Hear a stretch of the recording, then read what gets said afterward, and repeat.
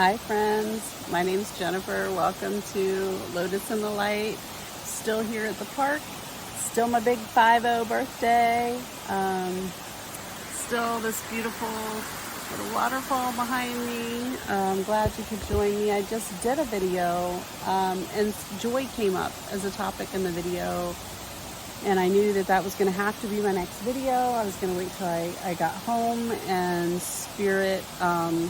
I just have to pause real quick and say, I keep seeing things of red. So there's going to be a message in here about our root chakra, I know. Anyway, Spirit kept saying to me, just giving me the divine energy and inspiration to record right now. I've got I'm taking inspired action because I'm feeling inspired. It's like now is the time to record this video. So hopefully the waterfall white noise is more pleasant than it is distracting. Let's open up together for this time to receive whatever message Spirit has for us. So Spirit is here, I'm here, you're here. Let's make that connection complete and prepare our hearts, minds, ears, eyes for that message. Let's take a deep breath in. Hold it. As we breathe out, our antennas come up. Tuning in. We are tuning in to Spirit that is already here within. I want you to visualize your heart space opening up as a flower. Perhaps visualize your third eye also opening up as a flower. Thank you, Divine Spirit, Spirit of divine love and light. Thank you for this message. We are opened and tuned in to you in this moment. Okay, so for those of you who, like me, maybe from a Christian background, or perhaps you're not, that's okay too. But I want to pose this question about joy to those that maybe your belief systems, even if you're not a practicing Christian, a lot of your belief systems may be rooted, especially if you're from America, may be rooted in some traditional interpretations of biblical texts. So just throwing out there, does anybody know how many scriptures there are that talk about joy? And I don't know why I'm waiting, because you can't answer me in this video. So you're answering me, I know. But anyway, I don't even know, to be honest, but there's hundreds. I can assure you there's hundreds. There's not only hundreds that specifically reference the word joy, and again, it comes back to which translation you're reading and what words they're using, but there's hundreds that reference joy, the concept of joy, even if they're not using that word, and even hundreds more that reference the concept of rejoicing. If there's such an emphasis in the texts about joy, oh, here comes somebody, hang on a second. Hi. If there's such a significant reference to that, then why are we so opposed or afraid of feeling it? And I think the root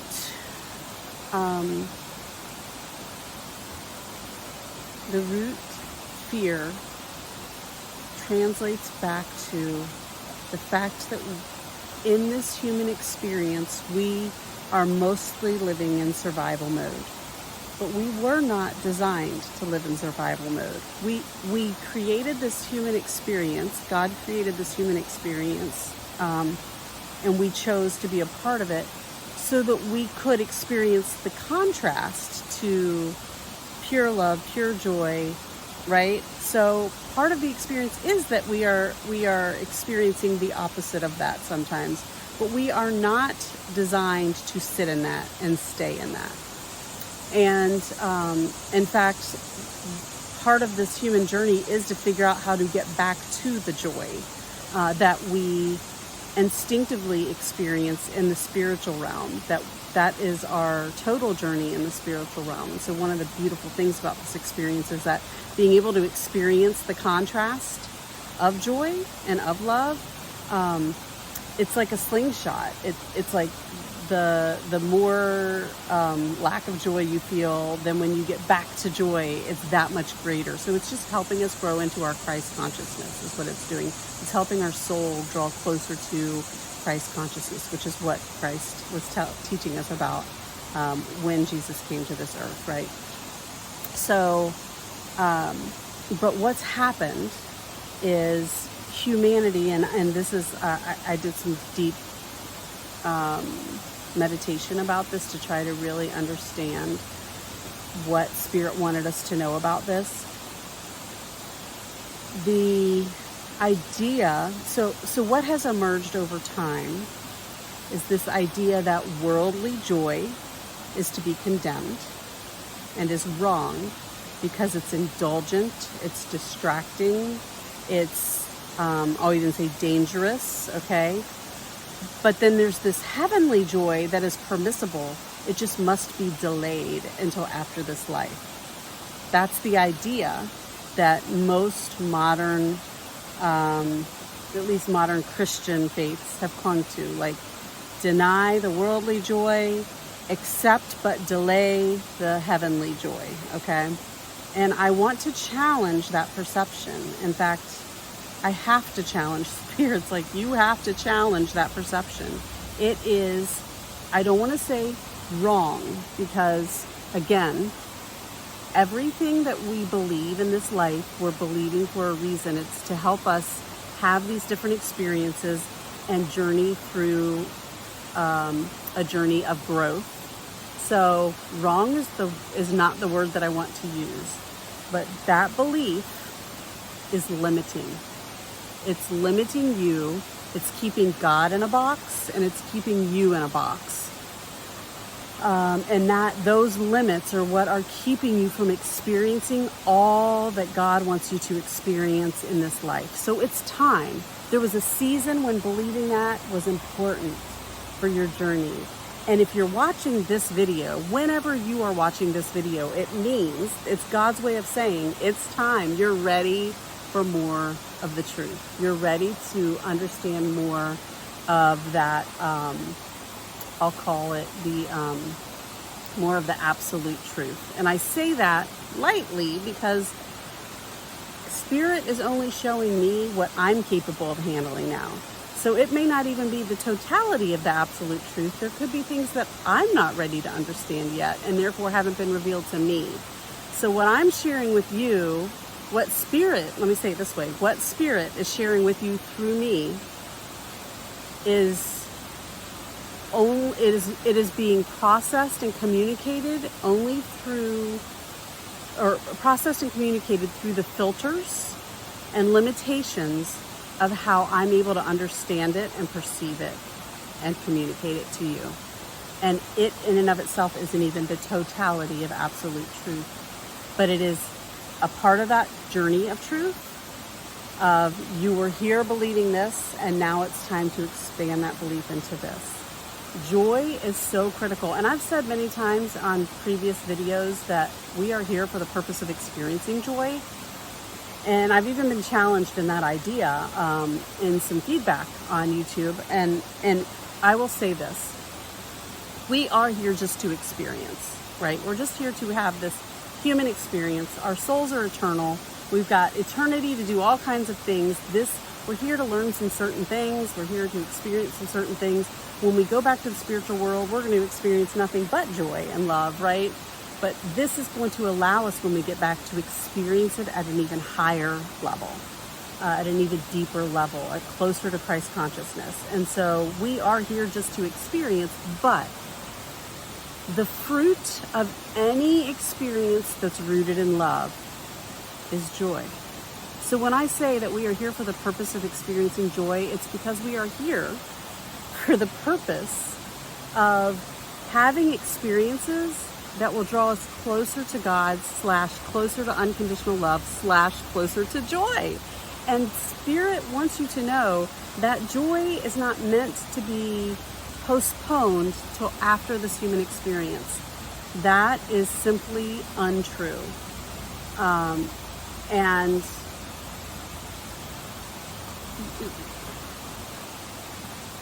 sorry, I just want to pause for a moment.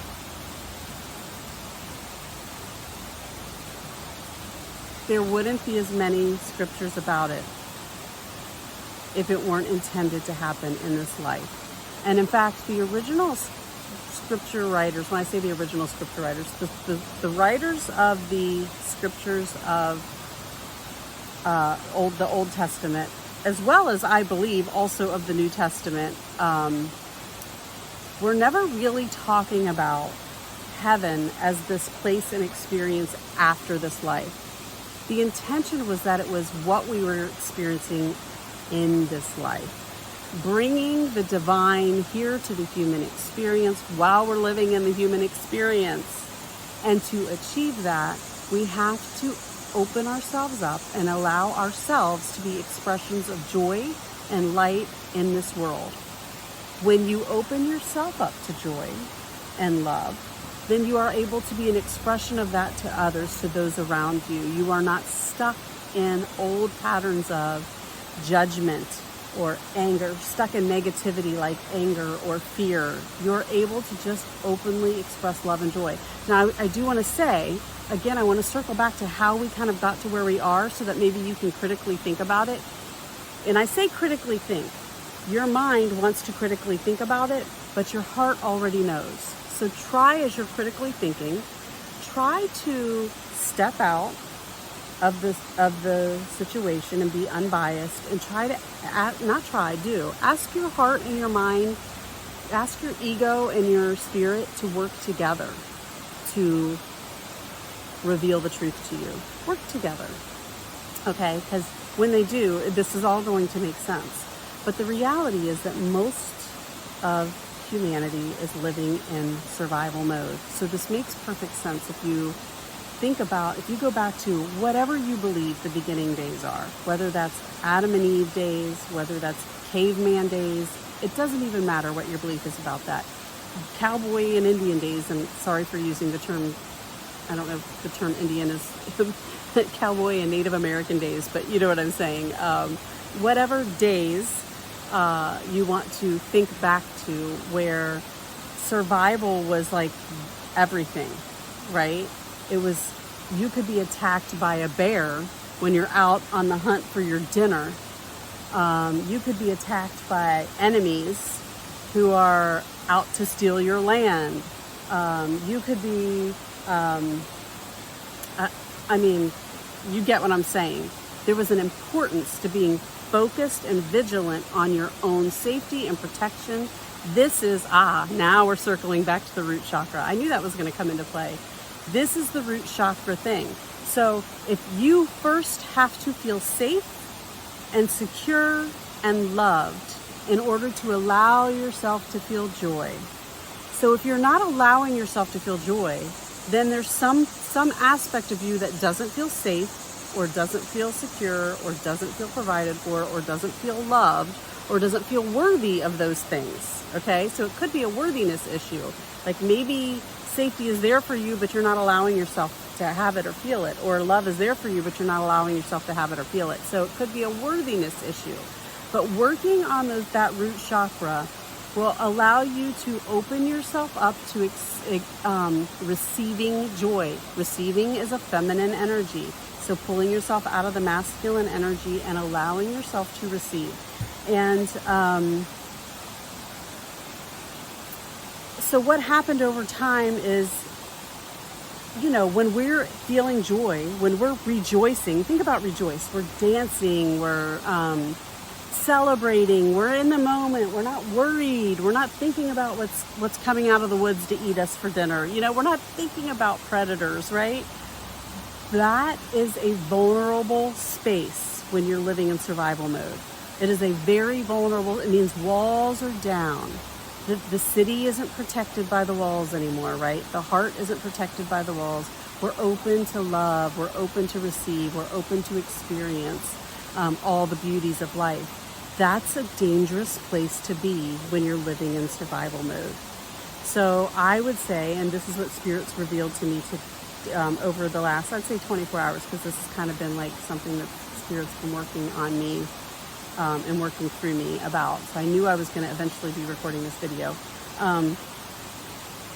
But it's time to move out of survival mode as an individual. It's time to work through the ancestral trauma. A lot of our instincts are ancestral, right? Because how our ancestors had to operate to survive and be safe is how we think we have to operate. But we are a more enlightened world now. We do not need to operate that way any longer. So we as individuals, it's time to release that. Time to release those fears and start thriving the way God intended, the way the universe intended. We are here to thrive. We have everything we need. We have all the protection we need. We have all the love we need. Enjoy it. Release, surrender to the joy. Please surrender to the joy. And as we do that as individuals, what you will see is like a flower blooming, the collective will do the same. When I'm not living in fear of you, then you won't have to live in fear of me, because I'm not on the defensive. I'm not coming after you to protect myself, right? I don't need to.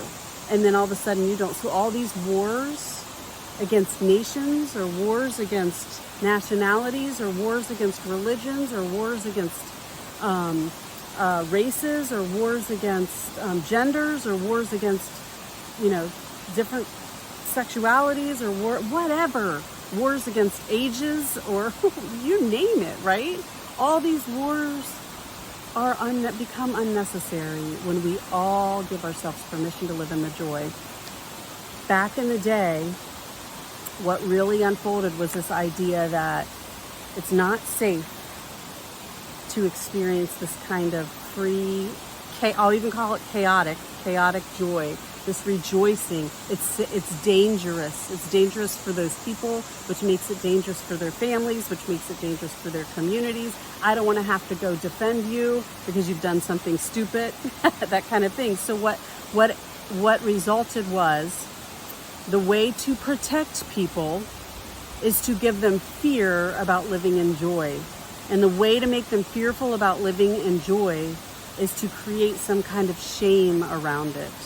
And if we create some kind of shame around it, then we can control how much joy people experience through that shame. We can decide what level, what amount of joy they can experience, what things they can experience joy from. And if they try to experience joy from any other thing, or to some degree, we'll draw some line in the sand and say, well, you can enjoy this thing over here this much, but you enjoy it this much, we've got a problem, right? So rooting people in fears about the consequences of experiencing that joy is a way to control them, which was a way to keep order. So again, it came from a good place. It came from a place of love, of I want to protect these people. I want to protect this community. And to do that, we have to keep order. And to keep order, we have to minimize the joy, minimize the freedom of that joy, right? And so again, even though it came from a good place, it's dysfunctional because it's not the whole truth. So I'm going to leave it right there. I love you all. Have a blessed day. Again, happy 50th birthday to me. Peace out. Hey friends. Okay, I'm closing up this message on joy with a card. I kind of feel called to two different decks on this, so I may pull a second card. I feel called, though, because I keep feeling the sensation of like butterfly spirit, as well as maybe horse spirit, kind of an energy of freedom, of like being able to fly free and experience joy uninhibited, a Kundalini experience, if you will. So I am going to pull from the Spirit Animal Oracle, and then I may also pull from the Self-Love Oracle, because that's focused on chakra and chakra work. And I just feel like there might be a root chakra message in there for us. Okay, let's see if anything's gonna pop out here today. Let's see, I'll hold them up higher. We'll see what flips out at us. Come on, come on. I tried to go more structured, remember a couple weeks ago where I just shuffled and did the cut, and spirit wasn't having that for me. It was like, that's not how you operate. And it's not. Here it is right there. What do we get? Groundhog spirit. Groundhog spirit. Okay, so this is actually, I don't know, I feel like this is less of a message about the freedom. I do feel like the message overall had a great theme about being free. You know, flying like the butterfly um, is not meant to be tamed or captured. Like we as humans have a way of capturing and imprisoning things and people all the time at our will, right? We figure it out. But that's not what the butterfly spirit is meant for. It's meant to fly free and experience pure joy and enjoyment and just flow with life. And so that was a piece of the energy I'm getting. But this is more root chakra energy.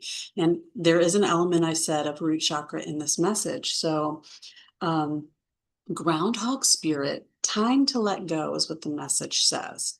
So groundhog, if you think about it, there's an element of like groundhog digs deep and builds a safe home, a safe place for itself and its family to be protected from the elements of the outside world, right? It gets down deep. And so time to let go is to me, I believe, a message to you that you are safe.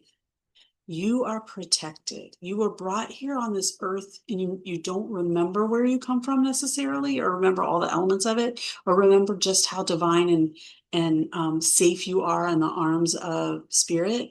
But you are safe. And spirit's got you, and exploring and expanding your mind and your heart is not going to hurt you, and in fact, it's going to be for your benefit. And listen to your intuition. If you're expanding and exploring and something doesn't feel right, you can always go back to your old belief systems. Like there's nothing holding you or forcing you. Spirit is not forcing you to move forward. It is a choice. And you always can go back, you always can go back into those old beliefs if that's where you feel safe. But Spirit's saying it's time to let go of the old safety net that you've built around yourself and for yourself, and it's time to like cut away all of that and free yourself up and let go and do the trust fall and know that spirit's got you. Okay, so we can read that. And it breaks down to a 431. It breaks down to a 4. So like I said, this is a root chakra. So we may not even need that other card. This is a root chakra message. Okay. So spirit was telling me that, but I just felt like I had to go animal because I really wanted that butterfly to come out. Sad day. Or the horse. Okay. Endings lead to beginnings, and death is a part of life. So Groundhog Spirit is here to let you know that it's time to accept the natural ending of something that's no longer serving you. We love to hold on to what's familiar, but the new needs space to arrive so growth can occur. When Groundhog Spirit appears, it's a sign that there is something in your present situation that you need to let go of so that something new can be born, something that will serve you far better now. When the groundhog sees a shadow, he retreats to his den. So you might too yearn for a little more time to say goodbye and then transition into the new. However, change is coming and it's good. So let go of your resistance. Spring may bring many blessings, and what must die will always be reborn into a new form that will be right for you. Life requires change and detachment. Say farewell to whatever once served you and get ready for something amazing to take its place. Spirit is already sending it your way. And that's something I'm telling you through this message. That something is joy. Spirit is telling you that you are ready for joy in your life, for an abundance of it, not just I'll allow myself a little here or a little there, an abundance of joy. You're ready for it, and Spirit is bringing it. And I'm not going to, I don't think I need to read the card, but I am going to go ahead and pull a self-love oracle. There is probably going to be a good message in here as well. Okay. Oh, oh, okay. Here it is. Oh, I think we got this the other day. Okay, so Spirit is really hammering this message home because I believe we got this the other day. Ritual honoring cycles, root chakra. Like I said, we are in a root chakra energy right now. Number 4, big chakra. So two fours today in your message. Where's the other card? Did I put it right here? Yeah. A 31, which breaks down to a 4, and then another 4. Okay. And I just flipped right to it. How funny is that? You came to Earth to connect with her you came to Earth to connect with her rich and creative tapestry of life and weave your colors through it. This card comes as guidance that you would benefit now with some grounding practices and alignment with nature's cycles so that you can embody your highest potential. I'll probably just leave it there. The last sentence says, um, opportunities to grow, shed, rebirth, to accept and enjoy the temporary nature of life are infinitely offered. So, lots of opportunities to grow, and you are ready to grow into your joy. I hope you have some opportunities soon to experience it to its fullest. I love you so much. Peace out.